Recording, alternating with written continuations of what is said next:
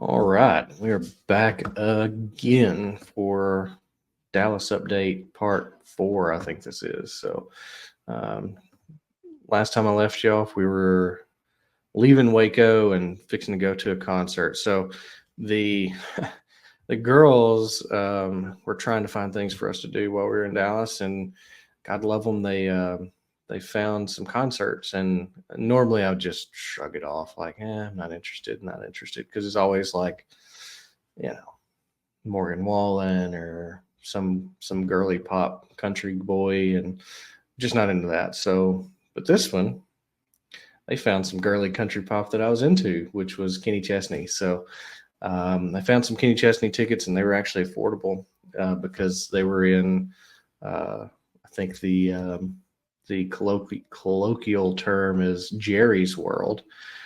So they were in the AT&T Stadium, which is where the Dallas Cowboys play. That place is huge, so I think it seats 88,000 people. So tickets were cheaper. So found tickets, and they were not in nosebleed section. They were relatively inexpensive, and we got to see Uncle Cracker, Megan Maroney, I don't know, the girls like her, and then Zach Brown Band, and then Kenny Chesney. And the show was unbelievable.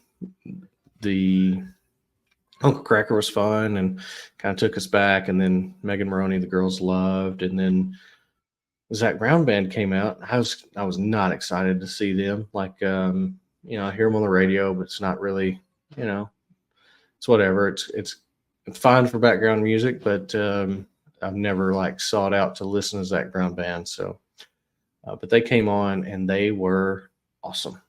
They put on a great show. Their band is amazing. They've got the horns and uh, huge band, and so we really enjoyed them. They put on a great show. That band was tight. Songs were good and catchy, and um, it's funny that they sounded better in person than they do on the radio. So enjoyed that. Had a big time. Kenny Chesney was great. Krista and I sang every song, and the girls were, I think, a little shocked that mom and dad were getting down. So had a big time. Stayed out way too late, and had a big time. I can't say enough good stuff about it. In fact, the girls were like, "Hey, I think he's playing in Phoenix." I was like, "Well, we got to see how much tickets are." Uh, so I would definitely go see the concert again, but doesn't look like we're going to be able to make it. We're not going to be in Phoenix while he's in Phoenix. So after that, business as usual for a little bit. Had a one last meeting with my team, and we all kind of got together, did a potluck dinner, and of course I cooked some things, they cooked some things, and we got together and we had a blast. So um, it was a good time. We're going to spend Mother's Day with Olga and Irene, and we had some unfortunate um, news that got thrown on us, and we had to put Cowboy down, and it was really sad for everybody.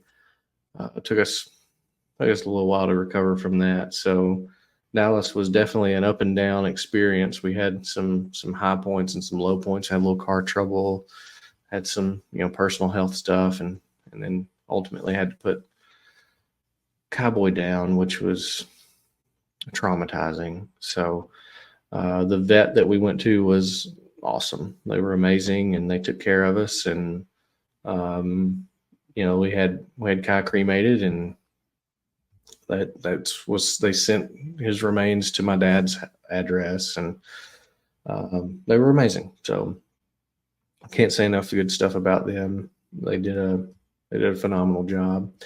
We went to Stephen Lawson's church on Mother's Day. It's a little church plant. I'll tell you more about that in a separate video, but it was pretty cool. It was pretty cool. And then the day was ended with the passing of Kai. So Mother's Day was a little rocky this year.